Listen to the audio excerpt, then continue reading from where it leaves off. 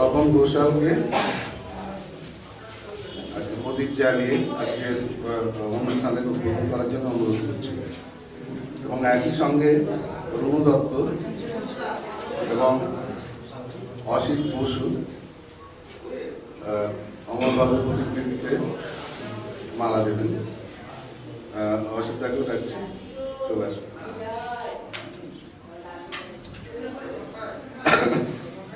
আপনি প্রদীপটা জ্বালিয়ে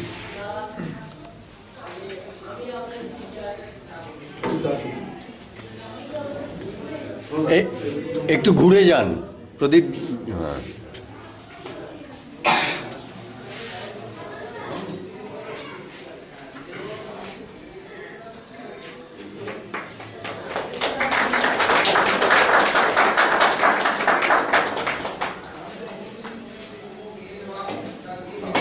প্রতিকৃতিতে মাল্যদান করছেন অসিত বসু এবং রুনু দত্ত।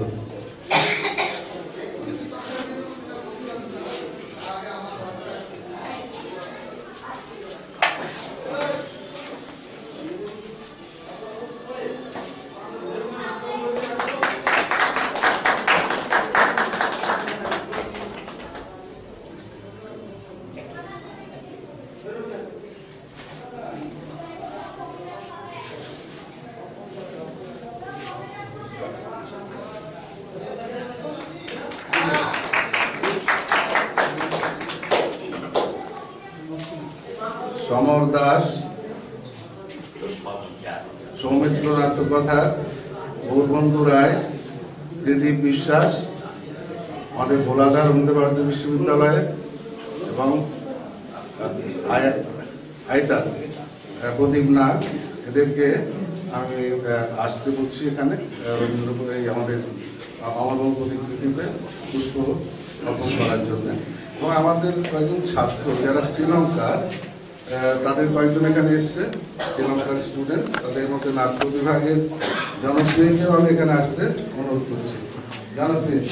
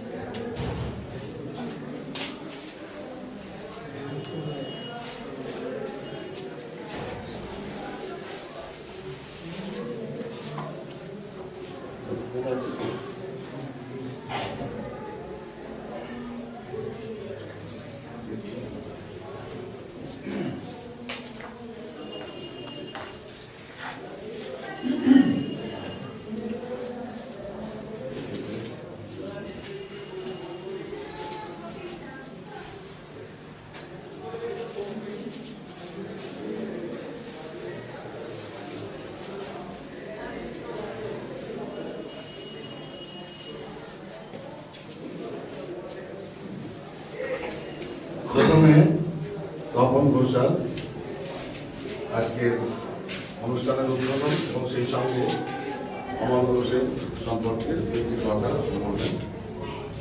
তারপরে অসিতাও বলবেন, আমাদের অনুতাও বলবেন এবং অমর ঘোষের শেষ দিকে খুবই প্রিয় পাত্র ছিলেন কোনো অধিকারী, লাইটের মানুষ, তিনিও বলবেন।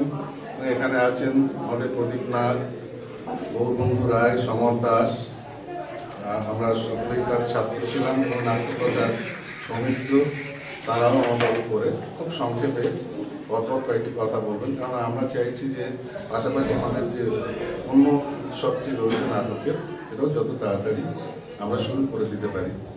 একটি কথা খুব সবিনয়ে আপনাদের জানাই আমরা অমর ঘোষের ছাত্র। আমি সেই অর্থে আলোকনের ছাত্র বিশেষভাবে নই, তবে তার ছাত্র। অমরবাবু বাংলা থিয়েটারে, মঞ্চে, আলোকনে, অভিনয়ে, নাটকের ক্ষেত্রে তার অবদানের কথা আমার নতুন করে কিছু বলার নেই, আমি তা বলতে চাইছি না। দুটি কথা বলবো যে এই মানুষটি সারা জীবন ধরে বোধহয় অকারণে সমস্ত স্তরে, বিশেষ করে আমাদের সমাজের যারা মাথায় থাকেন তাদের কাছে অবহেলিত থেকে গেছেন। তার একটি কারণের কথা উনি মাঝে মধ্যে হেসে আমাদের বলতেন, সরকারি না, এই শব্দটা বানান করার মধ্যে দুটো আয় আছে, তার মধ্যে একটা আয়ের উপরে উনি একটা তারকা চিহ্ন দিয়ে ওইটা ডিজাইন করেছিলেন। ফলে সেই সময় এক যারা দুরবী সঙ্গীপূর্ণ মানুষ এবং মরি ভাগিদার ছিলেন, তারা রুটিয়ে দিয়েছিলেন সেই সময় ক্ষমতাসীন দল, খুবই পরাক্রমী দল, কংগ্রেসের কাছে নিজের নৈকট্য এবং গভীর নৈকট্য প্রমাণের জন্য যে অমর ঘোষ আসলে কমিউনিস্ট পার্টির মানুষ, কারণ তাই সেই কারণে সিটা হচ্ছে কাস্তে আর মধ্যে একটা তারা লাগিয়ে দিয়েছেন। তো এই কথাটা উনি বলতেন এবং হাসতেন। আমরা তার সঙ্গে, আমি ব্যক্তিগতভাবে তার সঙ্গে যুক্ত প্রায় 37 বছর। তো এর মধ্যে কখনোই কোনোদিন অমর ঘোষের মুখে কোনো রাজনীতি প্রসঙ্গে একটি শব্দ আমরা অন্তত শুনতে পাইনি। ফলে অমর ঘোষ সমস্ত প্রকারের রাজনৈতিক দলাদলির ঊর্ধ্বের একটি মানুষ ছিলেন। আর আরেকটি কথা আমি বলবো যে আমি জীবনে সেই আমাদের একাডেমিক এডুকেশনের বিভিন্ন স্তরের, প্রাথমিক, মাধ্যমিক, কলেজের, বিশ্ববিদ্যালয়ের, আমি ভাষা শিখতেও গেছি, এক সময় হিন্দি শিখেছি, রাশিয়ান শিখেছি, জার্মানও শিখেছি, দেশি বিদেশি বেশ কিছু শিক্ষকের সান্নিধ্যে আমি এসেছি। এত ভালো শিক্ষক আমি আর দেখিনি। এবং আমি বলবো যে যদি শিক্ষক, একজন আদর্শ শিক্ষক যাদেরকে বলা হয় শিক্ষা শাস্ত্র অনুসারে, তো অমর ঘোষ তাদের বোধহয় একেবারে প্রথম সারা পৃথিবীর ব্যাপী 10 জনের মধ্যে একজন তার জায়গা হবে এরকম মাপের তিনি শিক্ষক ছিলেন। এবং তার ক্লাস যারা করেছে তারা জানেন এই কথা, জানেন, ছোট ভাই প্রায় সব কিছু বয়োজ্যেষ্ঠ থাকতে পারেন, যে একেবারে কিছু না যেন তার ক্লাসে গিয়ে তিনি ক্লাসে যেটুকু পড়াবেন সেই পড়াটুকু তাকে আয়ত্ত করে নিয়েই তবে ক্লাস থেকে বেরোতে হতো। তিনি কাউকে আলাদা করে যেমন প্রেশারও ক্রিয়েট করতেন না, কিন্তু তার প্রসিডিওরটা ছিল এমন এত ভালো যে তিনি কাজটা তাদেরকে করিয়ে নিয়ে তাদেরকে সেই জায়গায় পৌঁছে দিয়ে তবে তিনি ছেড়ে দিতেন। এটা হতো মুখ্যত দুটি কারণে। একটা হলো তিনি স্টুডেন্ট সাইকোলজি ভীষণ ভালো বুঝতেন, তার বিষয়ের উপরে দখল মানে সীমাহীন ছিল। ফলে কোন ছাত্রের কোন জায়গায় অসুবিধে হচ্ছে এটা তার মুখ দেখে তিনি বুঝতে পারতেন। এবং যে প্রথমে যে 5-7 মিনিটের একটা সাধারণ একটা তাত্ত্বিক কথা বলে নিতেন আলোকনের, সেই কথা বলার সময় বিশেষ করে যদি 15 জন 20 জন ছাত্র থাকে, প্রত্যেককে যে তুমি এটা বুঝতে পারছো না, না এটা এই কারণে এই হবে। আমরা দেখেছি, আমি নিজে ভালোভাবে দেখেছি, কখনোই মানে এমন হয়নি যে আমি বুঝতে পারছি অথচ আমাকে বলছেন তুমি বুঝতে পারছো না, এরকম ঘটে। তাকেই যে কথাগুলো বলছে, এই জায়গাটা তোমার মধ্যে অসুবিধা হচ্ছে ধ্রুব, যেখানে সত্যি সত্যি আমার অসুবিধা হচ্ছে সেখানে উনি বলেছেন, বাকি জায়গাগুলো আমাকে বলেননি।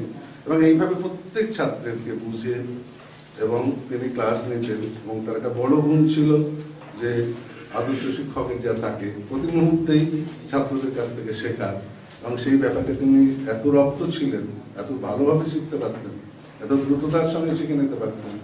এবং সেটা বেশিরভাগ ক্ষেত্রে হচ্ছে কি করলে ভুল হয়, সেই ভুল হওয়ার ব্যাপারগুলো উনি খুব ভালোভাবে জানতেন। ফলে ছাত্রদের শেখার সুবিধা হতো। আমি দুটো কথা বলে অমৃত বাকের তরফ থেকে অমর ঘোষ সম্পর্কে আমাদের তর্পণ বলুন, শ্রদ্ধা বলুন, আমরা আমি এখানে শেষ করছি। এবারে আজকের উদ্বোধক, এখনকার উদ্বোধক তপন ঘোষালকে বলছি, এরপরে অসিত দা, আমাদের রনুদা এবং রনু অধিকারী, বিশেষ করে এরা তো বলবেন। তারপরে প্রদীপ নায়ক আছেন, আমাদের ভ্রাতৃপ্রতিম সমর দাস, গৌরবন্ধু রায় আছেন, সৌমিত্র আছেন। দিদিবাবু কিছু বলবেন? আমাদের একটা ডিসার্টেশন পেপার করেছিল শুভেন্দু আমার বাবুর পরে, ফলে শুভেন্দুও কিছু বলবে। সেই সঙ্গে দানি আছে, তার আরেক ছাত্র আজকে নাটক পরিবেশে। তারপরে সেও কিছু বলবে, কিন্তু সব মিলিয়ে আমরা অনুষ্ঠানটা 40 মিনিটের মধ্যেই শেষ করে দেবো। ধন্যবাদ। হ্যাঁ, বসুন।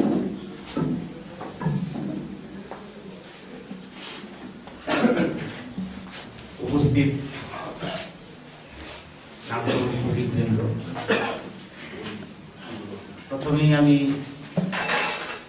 সাধুবাদ জানাই অমৃতবাগ নাট্য গোষ্ঠী, বিশেষ করে ধ্রুবদাস, যাকে অমরদার স্মরণ সভার আয়োজন করেছেন। এটা সত্যি করি আমাদের কাছে গর্বের, কারণ অমরদা অনেকদিনই মারা গেছেন, কারণ স্মরণ সভার কোনো খবর আমরা অদ্যাবধি পাইনি। আপনারা খবরের মাধ্যমে হয়তো জেনে থাকবেন, শেষের দিকে অমরদার একটু আর্থিক সংকট চলছিল, কিন্তু সেই তুলনায় আমরা কিছু করতে পারিনি। আমার সৌভাগ্য যে অমরদার সঙ্গে আমি, বীরেন ভদ্র আর অমরদা তিনজন কাশী বিশ্বনাথ মঞ্চে একান্ত নাটক প্রতিযোগিতায় বিচারকের আসনে বসেছিলাম। ওখানেই অমরদার সাথে আলাপ 73-74 সাল। তারপরে একটা অদ্ভুত ব্যাপার, উনি আমাকে বললেন, আমার একটি বইয়ের পাণ্ডুলিপি আপনাকে একটু পড়াতে চাই। পরদিন ধ্বনি একটা গ্রন্থ অনেকদিন আগে বেরিয়েছে, তার পাণ্ডুলিপি আমাকে উনি পড়ান। পড়ে আমি মুগ্ধ হয়ে যাই। বলে এত সুন্দরভাবে লিখেছেন, বিশেষ করে ছাত্রদের কাছে এই বইটি অত্যন্ত আকর গ্রন্থ হিসেবে বিবেচ্য হবে। যাই হোক, আমাদের সাথে অনেকবারই যোগাযোগ হয়েছে, আমি সাতকারিনাতে প্রায় গেছি, আমাকে অনেক সময় ডেকে নিয়েছেন ধ্রুব মিত্র, যে তরুণবাবু আসবেন না, একটু আমরা ঘরোয়া আলোচনা করব। যাই হোক, আজকের এই স্মরণ সভাতে যারা উপস্থিত হয়েছেন তাদের কাছে আমি কৃতজ্ঞতা প্রকাশ করছি। আমাদের আত্মা চির শান্তি লাভ করুক, তার পরিবারবর্গ শান্তিতে থাকুক, এইটুকু বলে আজ আমি তার প্রতি শ্রদ্ধা বিনম্র প্রণাম জানিয়ে আমার সংক্ষিপ্ত কথা শেষ করছি। নমস্কার।